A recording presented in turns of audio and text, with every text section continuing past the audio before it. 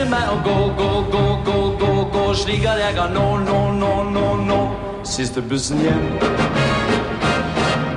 Ha det riktig bra, ikke glem å ta sovemedisin. Små doser er bra, må slappe litt av. Skru på din radio, du har jo sovet i ro. Ringes ved og vi får litt bedre tid. Siste bussen går.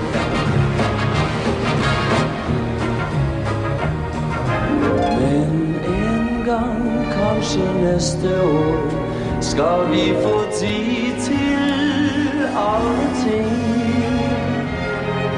En gang, kanskje neste år, ta alt med ro, bare rusle omkring.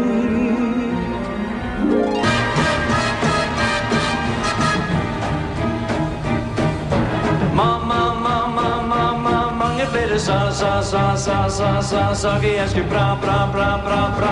pratet med deg om. Men alt det der må vente til vi ses igjen. Siste bussen går. Meditasjon, prøv te med sitron. Ta deg en liten drink.